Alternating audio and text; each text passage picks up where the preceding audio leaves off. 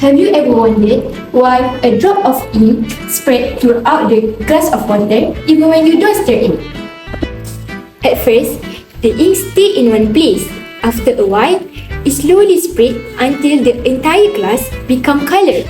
This everyday process called diffusion, and it can be explained using a partial differential equation (PDE) known as the diffusion equation. Let of the word happen.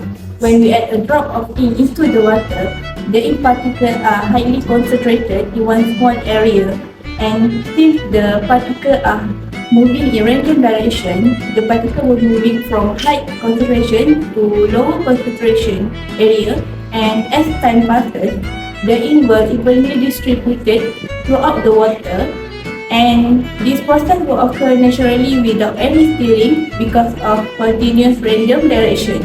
And also this movement is called as diffusion. This is the diffusion equation.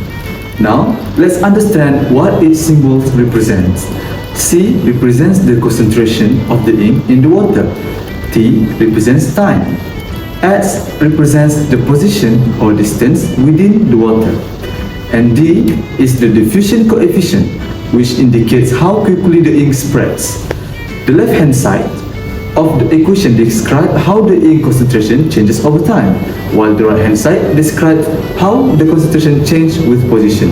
Together, this equation predicts how the ink spreads until it becomes evenly distributed throughout the water.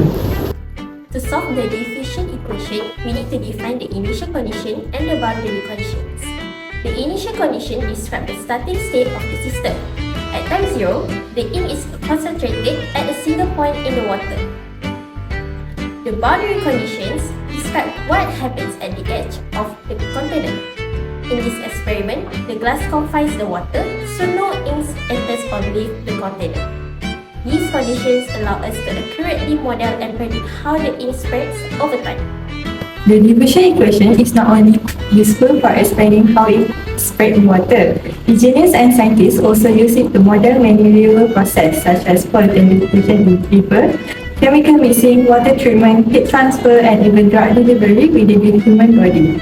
Although our experiment is simple, it demonstrates how mathematics can help us understand and predict real-world phenomena.